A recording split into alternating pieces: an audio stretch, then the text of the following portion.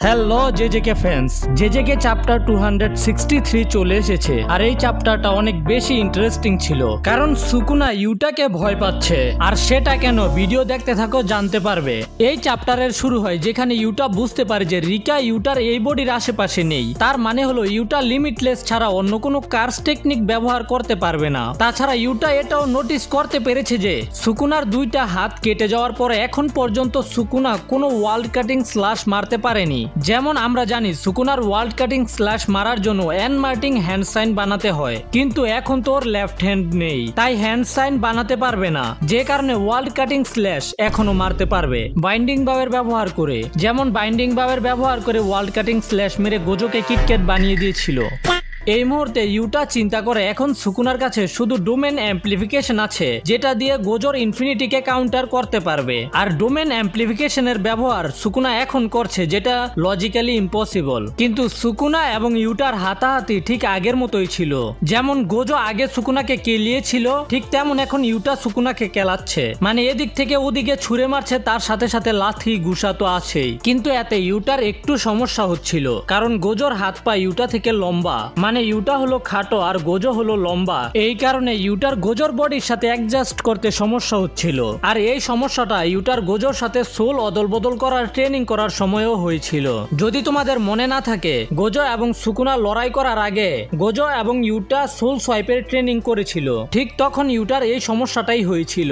এরপর ইউটা এটা বলে যে গোজো সেন্সের যে টেকনিক, সেটা শুধুমাত্র একবার সোল সোয়াইপ করে মাস্টার করা সম্ভব না। ইউটা এটা বলে যে বাহির থেকে দেখে মনে হবে এই টেকনিকটা অনেক বেশি শক্তিশালী এবং পারফেক্ট, কিন্তু আসলে এটা ঠিক উল্টো।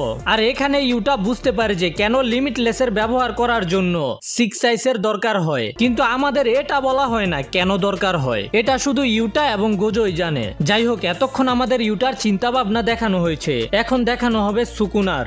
সুকুনা এটা বুঝে যায় ইউটা ঠিকভাবে গোজোর লিমিটলেস টেকনিকের ব্যবহার করতে পারছে না। এই জন্য সুকুনা ইউটাকে একটা পাঞ্চ করে, কিন্তু সেটাকে ইউটা ব্লক করে ফেলে। তবে সুকুনা ইউটাকে এটা বলে, তুমি কি মনে করেছো তোমার কাছে জেগে জেগে স্বপ্ন দেখার সময় আছে? আর এই মুহূর্তে ইউটার গোজোর ওই কথা মনে পড়ে যেখানে গোজো বলেছিল সবকিছু ঠিক হয়ে যাবে, কারণ আমি হলাম সবচেয়ে স্ট্রংগেস্ট। আর ইউটা এখন বুঝতে পেরেছে কেন গোজো এটা বলেছিল। এরপর সুকুনা বলে কেনজাকু সুকুনাকে আগে ইউটার কার্স টেকনিক সম্পর্কে বলে দিয়েছিল। ইউটার কার্স টেকনিক হলো কপি, আর যদি ইউটা কারো কার্স টেকনিক কপি করতে চায় তাহলে রিকার ওই ব্যক্তির বডি পার্টস খেতে হবে। আর সুকুনা এটাও নোটিস করতে পারে যে এই বডির আশেপাশে রিকা ছিল না। এই কারণে সুকুনা এটা বুঝতে পেরে যায় এখন ইউটা অন্য কোনো কার্স টেকনিকের ব্যবহার করতে পারবে না। তখন সুকুনা আমাদের মতো এটা চিন্তা করে ইউটা এখন যে কেনজাকুর কার্স টেকনিকের ব্যবহার করছে এটা কতক্ষণ টিকে থাকবে। আমরা জানি যে ইউটা অন্য কারো কার্স টেকনিকের ব্যবহার করতে পারে 5 মিনিট পর্যন্ত, সেটাও যদি রিকা ফুললি ম্যানিফেস্টেড থাকে। আর আমাদের মতোই সুকুনা ঠিক এটাই চিন্তা করছিল, যদি কেনজাকুর কার্স টেকনিক শেষ হয়ে যায় তাহলে ইউটার কাছে কি গোজোর বডি থাকবে?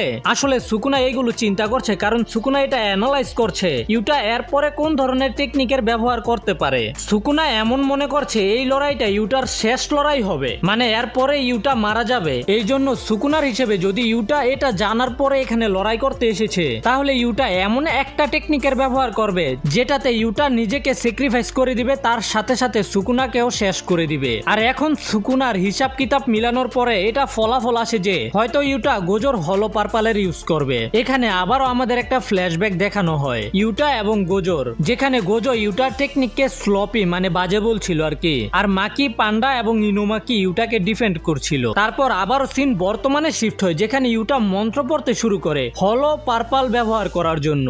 আর মন্ত্র পড়ার মানে হলো ইউটা যে হলো পার্পাল তৈরি করবে সেটা কোনো সাধারণ হলো পার্পাল হবে না, কারণ মন্ত্র পড়া, হ্যান্ড সাইন তৈরি করা এবং ড্যান্স এইগুলো কার্স টেকনিকের শক্তি আরো বাড়িয়ে দেয়। আর এটা দেখার পরেই সুকুনা পুরো ভয় পেয়ে যায়। সুকুনার গোজোর ওই হলো পার্পালের কথা মনে পড়ে যখন গোজো একটা হলো পার্পাল দিয়ে মাহরাগাকে শেষ করে দিয়েছিল, আর সুকুনার কিছুটা এমন অবস্থা করে দিয়েছিল যে কারণে সুকুনা চিন্তা করে আমি ইউটাকে এমন করতে দিব না। তখন সুকুনা তাড়াতাড়ি গিয়ে ইউটার হাত ধরে ফেলে হ্যান্ড সাইন থামানোর জন্য, আর ইউটাকে একটা পাঞ্চ করে।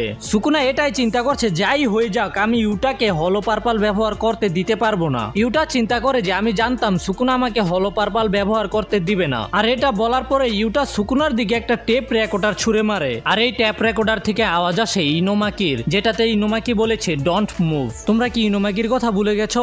ওই ছেলেটা যে কার্স স্পিচের ব্যবহার করে। আর ইনোমাকির ডোন্ট মুভ শোনার সাথে সাথেই সুকুনা একেবারে স্টপ হয়ে গেছে, একবারে থেমে গেছে। আর অন্যদিকে ইউটা নিজের হলো পার্পল রেডি করে ফেলেছে, আর এই হলো পার্পল সুকুনাকে হিট হবেই, কারণ সুকুনা এখন একেবারে স্টপ হয়ে আছে। কিন্তু এখানেই চ্যাপ্টার শেষ হয়ে যায়। আর চ্যাপ্টারের শেষে এডিটরের কমেন্ট হলো unleash your teachers ultimate technique. আর আমরা পরের চ্যাপ্টারে জানতে পারবো ইউটা যে হলো পার্পল রিলিজ করবে সেটা সুকুনার উপরে হিট হবে নাকি হবে না। তো ভিডিও ভালো লাগলে লাইক করে ফেলো, চ্যানেলে নতুন হলে সাবস্ক্রাইব করে ফেলো। দেখা হবে পরের ভিডিওতে, সেই পর্যন্ত টাটা বাই বাই।